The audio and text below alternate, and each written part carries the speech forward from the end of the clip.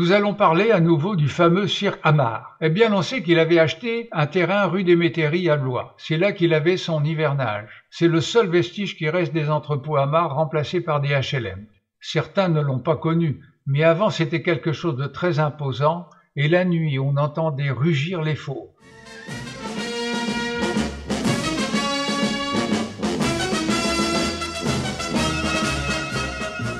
Gilles Margaritis est heureux de vous accueillir dans son cirque et vous souhaite une agréable piste aux étoiles. Ce cirque avait commencé avec les frères Hamar qui implantèrent 4 cirques à ce nom aux portes de Paris. Hamar dirige le cirque international, Mustapha le grand cirque Hamar, Hamar aîné le grand cirque des cirques et Émilienne, la mère avec son époux Chérif, un autre cirque. La mère Hamar, c'était une figure, c'était quelqu'un d'extraordinaire, c'était une femme qui avait la poigne, et c'est grâce à elle que tout s'est réalisé. Son mari et ses enfants la suivaient. Elle était française, eux étaient algériens. C'est une famille ayant un grand respect pour leurs parents. Les frères Hamar avaient acheté 20 éléphants qu'ils voulaient présenter sur une piste, sous le nez des Bouglione qui les voulaient. Madame Hamar est décédée en 1954 à l'âge de 92 ans. Ses obsèques ont eu lieu à l'église Saint-Saturnin à Blois en Vienne et elle est inhumée à Montreuil dans la région parisienne.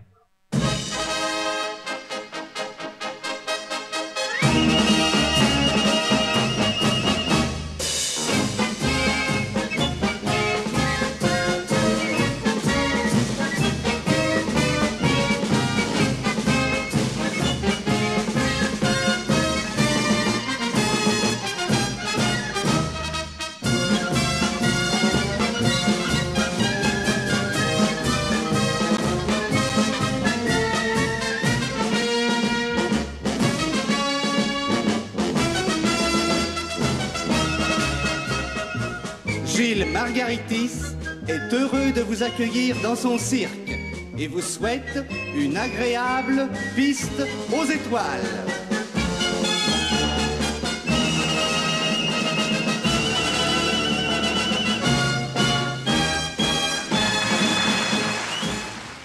« 1941, le cirque Medrano est occupé par les Allemands. Il deviendra le cirque Busch. Paul Busch, un directeur de cirque qui a été réquisitionné pour le diriger. Ils avaient aussi de très bons numéros. Les curieux allaient voir le cirque Busch qui en fait était un cirque allemand.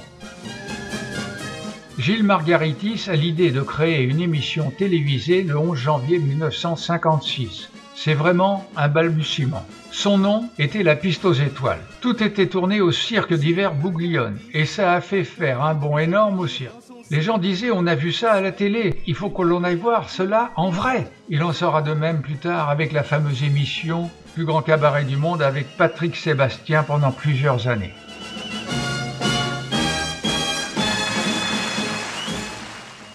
Pendant la guerre, Pinder avait aussi beaucoup souffert. Mais lui était le seul cirque qui avait fait de la résistance et donc qui avait préféré tout arrêter. De ce fait, les Allemands n'ont pas pu réquisitionner le chapiteau.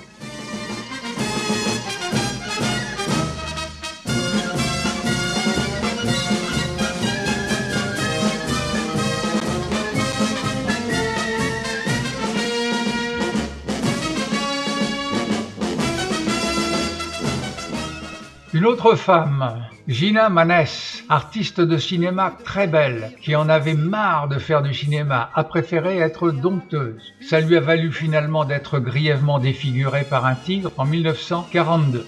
Elle a eu beaucoup de mal à s'en remettre et elle portait des stigmates énormes. Une passion, c'est parfois difficile à comprendre.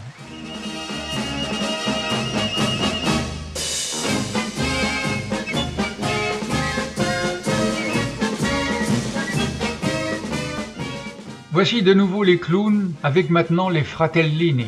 Annie Fratellini, avec son mari Pierre Etex, était un clown extraordinaire. Elle était polyvalente, elle était musicienne, mime, c'était héréditaire. Donc elle a perpétué le nom des Fratellini.